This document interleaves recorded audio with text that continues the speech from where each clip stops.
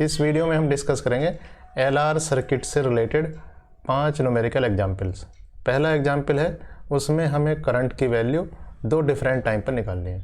दूसरे एग्जाम्पल में हमें टाइम कांस्टेंट की वैल्यू निकालनी है अगर हमें इनिशियल करंट और किसी पर्टिकुलर टाइम पर करंट की वैल्यू दी हुई है।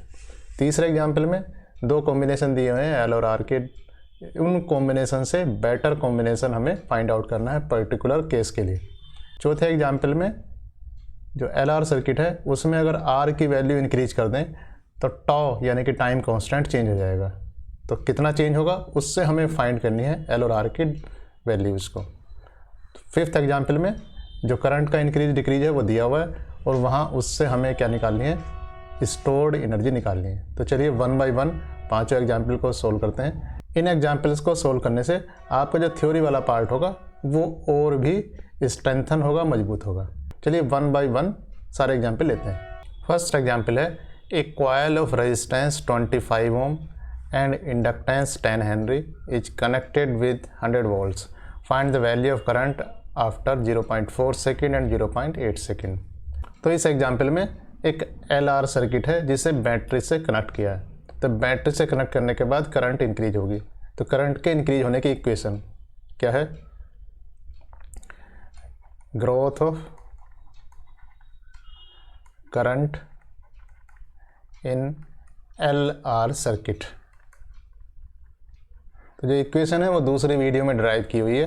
वो इक्वेशन है I = I0 1 minus e⁻⁻ RT/L, और इसकी वैल्यू होती है कितनी, जो बैटरी है अपॉन R। R रेजिस्टेंस की वैल्यू है, R रेजिस्टेंस है, रेजिस्टेंस की वैल्यू दी हुई है कितनी, 25 ओम, और जो L है वो इंडक्टेंस है, इंडक्टर का, ये दिया हुआ है 10 हेनरी। इसके अलावा हमें E कितना दिया हुआ, E दिया हुआ 100 वोल्ट। टाइम हमें निकालना है, तो हमें 0.4 सेकेंड। तो पहला जो पार्ट है वो एक्चुअली क्या है, T = 0.4 सेकेंड। अब देखिए इस इक्वेशन को ऐसे भी लिख सकते हैं आप कि I = I0 1 माइनस e⁻⁻t/τ। टॉ कितना है, टॉ एक्चुअली होता है time constant, that is L/R। तो ऐसे कह सकते हैं टॉ कितना है, L/R। L कितना है 10 हेनरी और R कितना है 25। इसका मतलब ये हो जाता है कितना, 0.4 सेकेंड। तो इक्वेशन बन जाती है I0 1 माइनस e⁻⁻0.4 अपॉन 0.4, तो e⁻⁻1 हो जाएगा। I0 की वैल्यू है E/R। E कितना है 100, R कितना है 25। तो ये 1 माइनस e⁻⁻1। आगे देखते हैं कितना होता है। तो ये हो जाएगा 4 1 माइनस 1 अपॉन E, या ये हो जाएगा 4e⁻1/E। ये हो जाता है कितना, 4, E की वैल्यू है 2.718, तो ये हो जाएगी 1.718 इक्वल टू, ये इक्वल टू हो जाएगी 2.53 एम्पियर। तो पहला जो आंसर है, फर्स्ट पार्ट का आंसर कितना आया, 2.53 एम्पियर। सेकंड पार्ट करते हैं। सेकंड पार्ट के लिए टी की वैल्यू कितनी लगानी है हमें, 0.8 सेकेंड। तो फिर वही फॉर्मूला लगाएंगे, I = I0 1 minus e⁻⁻t/τ। I0 कितना था, ये 100/25 या 4, इसे 4 लगा सकते हैं डायरेक्ट। ये हो जाएगा 1 माइनस e⁻⁻0.8 अपॉन 0.4, तो ये हुआ e⁻², या कह सकते हैं 4 1 माइनस e⁻², या मैं कह सकता हूँ कितना, 4e² - 1 अपॉन e²। तो ऐसे लिख देते हैं। तो एक्चुअली कितना है, ये है 4 2.718 का स्क्वायर अपॉन 2.718 का स्क्वायर माइनस 1। तो ये वैल्यू हो जाती है 4, नीचे वैल्यू आएगी 7.387, तो हो जाएगी 6.387, या इसे मल्टीप्लाई करेंगे तो 3.46 एम्पियर। ये दूसरा आंसर आ जाता है। तो इस तरीके से इसके 2 आंसर आ गए। 2.53 एम्पियर और 3.46 एम्पियर। दूसरा एग्जाम्पल लेते हैं। दूसरा एग्जाम्पल देखते हैं। In an LR circuit current increases to 1/6 of maximum value in 4 second, find the time constant of the circuit. तो करंट इंक्रीज का फॉर्मूला हमें LR सर्किट में लेना है। तो ग्रोथ ऑफ करंट का फॉर्मूला लिखना है।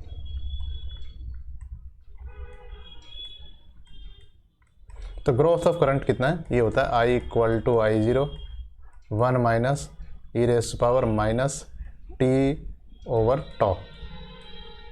जहाँ टॉ क्या है, ये टॉ है टाइम कांस्टेंट, और यही हमें निकालना है।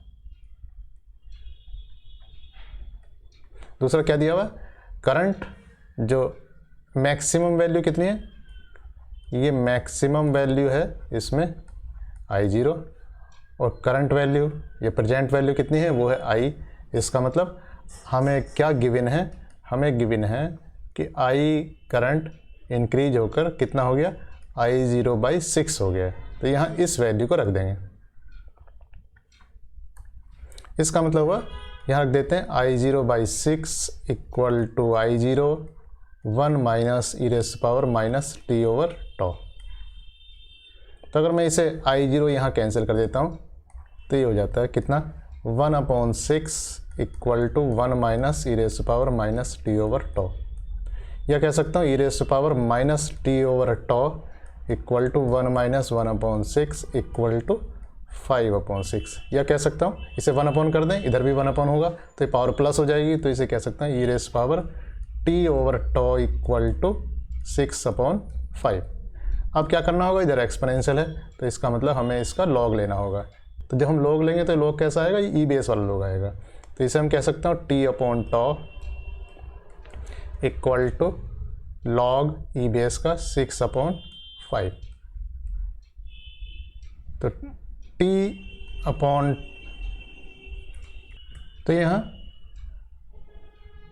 1/टॉ इक्वल टू कितना है, log e base 1.2 upon T.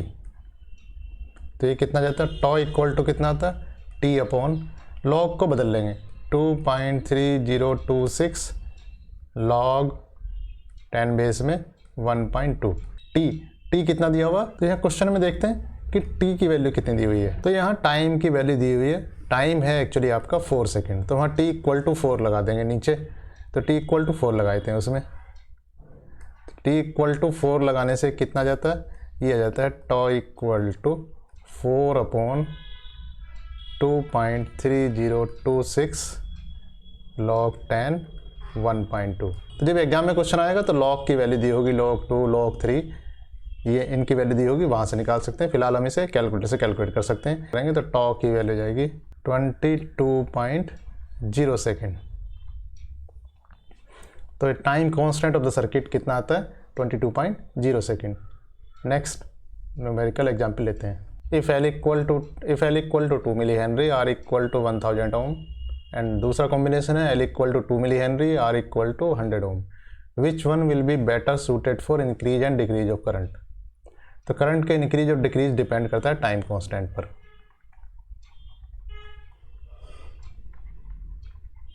Time constant tau यहाँ कितना होता है, L/R। तो हम यहाँ टाइम कांस्टेंट को ही कंपेयर करेंगे। एक का टाइम कांस्टेंट होगा τ1, एक का टाइम कांस्टेंट कह सकते हैं τ2। τ1 की वैल्यू कितनी हो सकती है, L/1/R1, और ये हो जाएगी L2/R2। तो पहले कैलकुलेट करते हैं, उसके बाद देखते हैं कौन बेटर होगा। तो यहाँ देखिए L1 कितना है, L1 है 2 मिली हेनरी, 2 × 10⁻³ और R1 कितना है 1000 ओम, और L2 कितना है, ये उतना ही है 2 मिली हेनरी, और R2 है कम कर दिया है, R2 कितना है 100 ओम। तो ये कितना आ जाता है, ये आ जाता है 2 × 10⁻⁶, और ये आ जाता है कितना 2 × 10⁻⁵ सेकेंड, और ये सेकेंड, ये τ2 है और ये τ1 है। इसका मतलब क्या हुआ, इसका मतलब देखिए जो दूसरे वाले का टाइम कांस्टेंट है वो ज़्यादा है, या कह सकते हैं τ1 लेस देन τ2 है। अब क्वेश्चन में क्या पूछा है, किस काम के लिए हमें चाहिए, better suited for increase and decrease of. आपको जल्दी जल्दी करंट को इंक्रीज डिक्रीज कर सकता है। तो इसे हम ग्राफ से समझ लेते हैं। अगर हम करंट इंक्रीज वाला ग्राफ बनाते हैं तो कुछ इस तरीके से होगा कि यहाँ से करंट इंक्रीज होने के बाद यहाँ पहुँच रहा है, या अगर करंट धीरे धीरे इंक्रीज हो रहा है तो ऐसे हो सकता है, यहाँ पहुँच सकता है। तो करंट जो टाइम कांस्टेंट है उसकी डेफिनेशन से यहाँ एक पॉइंट है और यहाँ से टाइम कांस्टेंट है, तो ये अलग अलग टाइम कांस्टेंट आ जाएगा। इसका मतलब यहाँ टाइम कांस्टेंट ये तो τ1 होगा और ये τ2 होगा, या डिक्रीज वाला कह सकते हैं। तो अगर हम डिक्रीज वाला बनाएं, यहाँ से करंट का डिक्रीज हो रहा है ऐसे हो सकता है, या करंट ऐसे डिक्रीज हो सकता है। मतलब यहाँ से जो करंट की वैल्यू होगी तो इसे कह सकता हूँ मैं τ2 और इसे कह सकता हूँ τ1, क्योंकि τ1 यहाँ कम है। तो कौन जल्दी जल्दी इंक्रीज होगा? जिसका टाइम कांस्टेंट कम होगा। इसका मतलब ये वाला जल्दी जल्दी इंक्रीज होगा, इसका मतलब फर्स्ट वाला, या कह सकता हूँ यहाँ से जो पहले वाले कॉम्बिनेशन है ये सुटेबल है, या L1R1 या L1R1 को ये सुटेबल है। इसका मतलब ये वाला जो कॉम्बिनेशन है ये उसका आंसर आ जाएगा। तो ये आंसर है। फोर्थ एग्जाम्पल लेते हैं। An inductor coil has a time constant 2.5 into 10⁻³ second. When it is connected in series with a resistance of 80 ohm, time constant reduces to 0.5 into 10⁻³ second. Find the value of L and R in the circuit. तो यहाँ time constant लिखते हैं। क्या होता है? Time constant होता है टॉ equal to होता है L/R। अब यहाँ किया क्या है कि एक बार R1 लेंगे और दूसरी बार उस R में एक एडिशनल 80 ओम कनेक्ट करेंगे, जिससे टाइम कांस्टेंट चेंज हो जाएगा। तो हमारे पास L फिक्स होगा, R की वैल्यू चेंज होगी। पहला टाइम कांस्टेंट क्या है? दिया हुआ है 2.5 into 10⁻³ सेकेंड। इसका मतलब क्या हुआ कि टाइम कांस्टेंट τ1, तो τ1 कितना है? ये L/R है। ये इसे मैं कह सकता हूँ 2.5 into 10⁻³ इक्वल टू कितना है? L/R। दूसरा टाइम कांस्टेंट या τ2 ये कितना है? L/R की जगह यहाँ R प्लस इसके सीरीज में एक रेजिस्टेंस और लगा दिया, कितना? 80। तो ये कितना हो गया? 0.5 into 10⁻³ equal to L/R plus 80।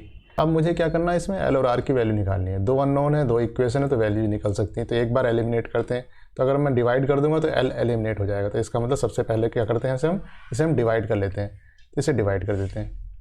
इसे डिवाइड करेंगे तो कितना आ जाएगा? 2.5 into 10⁻³ upon 0.5 into 10⁻³ equal to L/R into R plus 80 upon L।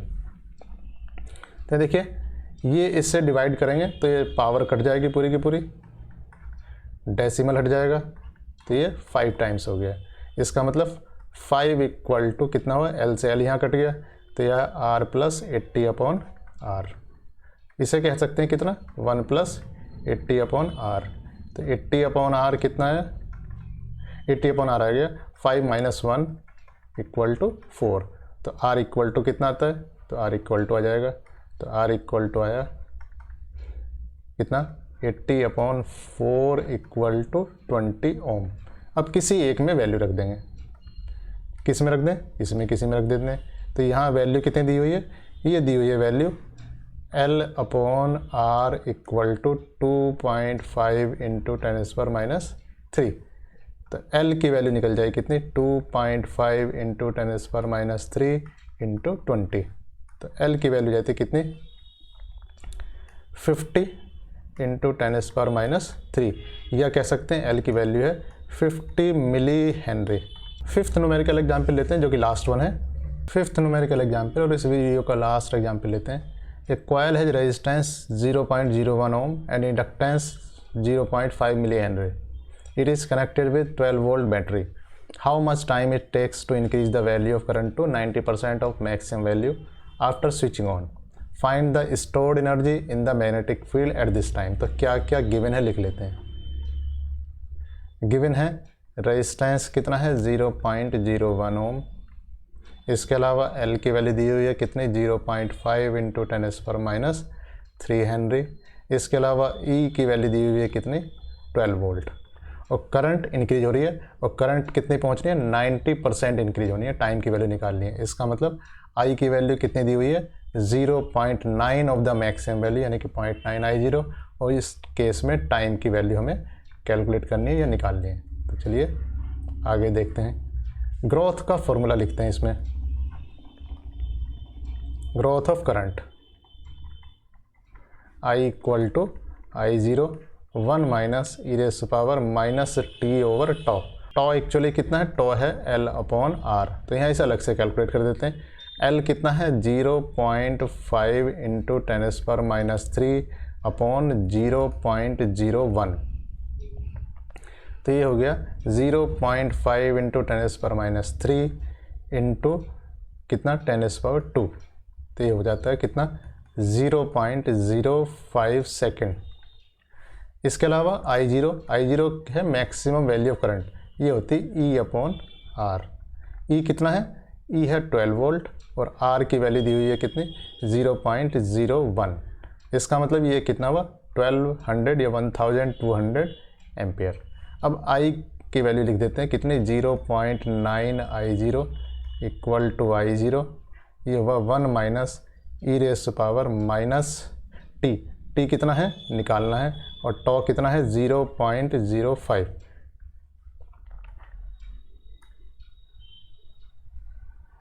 तो यहाँ ये I0 से I0 कैंसिल हो जाता है और इसे हम क्या करते हैं, इसे इधर ले आते हैं, इसे इधर कर देंगे। तो ये हो गया e raise to power minus t upon 0.05। 0.05 कितना हो जाएगा, अगर डेसिमल हटा दें तो यहाँ 100 और ये आया 5 इक्वल टू कितना 1 माइनस 0.9 इक्वल टू 0.1 या इक्वल टू कितना 1/10। अब ये इधर भी 1 करते हैं, राइट साइड में 1 करेंगे तो ये ई रेज़ टू पावर कितना हो जाएगा 20t। ये देखिए यहाँ से काट के कितना हुआ, ये हो गया 20 इक्वल टू यहाँ कितना आ जाएगा 10। इसका मतलब 20t equal to log e base का 10। ये कितना हो जाएगा 2.3026 लॉग 10 बेस का 10, और बेस और यहाँ क्वांटिटी इक्वल हो तो वैल्यू कितनी हो जाती है 1। तो लॉग 10 कितना है 1 10 बेस में, तो हो जाएगा 2.3026 इंटू 1। तो t की वैल्यू कितनी जाती 2.3026 अपॉन 20। ये टाइम की वैल्यू जाएगी, तो ये वैल्यू जाती 0.115 सेकेंड।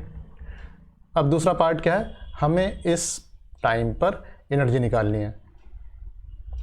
तो इस टाइम पर एनर्जी निकालनी है। एनर्जी कितनी होती है, स्टोर्ड एनर्जी होती है E equal to half LI²। Half L की वैल्यू कितनी है, L की वैल्यू ऊपर दी हुई है। L की वैल्यू है कितनी 0.5 मिली हेनरी, 0.5 इंटू 10⁻³ और I कितना है जो 0.9 है किसका, मैक्सिमम का। तो ये जाती इंटू L 0.5 इंटू 10⁻³ I कितना था, जो मैक्सिमम करंट था वो 200 था, तो ये 0.9 इंटू 200 का स्क्वायर। तो ये हो जाएगा 1/2 इंटू 0.5 इंटू 10⁻³ इंटू कितना होगा 0.9 into 0.9 into 200 into 200। Maximum current देखते हैं। मैक्सिमम करंट एक्चुअली 1200 था, तो इसे सही कर लेते हैं। तो मैक्सिमम करंट था हमारा 1200। इसका मतलब ये 1200 है, ये भी 1200 है और इसकी वैल्यू हो जाएगी, इसकी वैल्यू जाती 291.6 जूल। तो एनर्जी की वैल्यू जाती है 291.6 जूल। Thank you.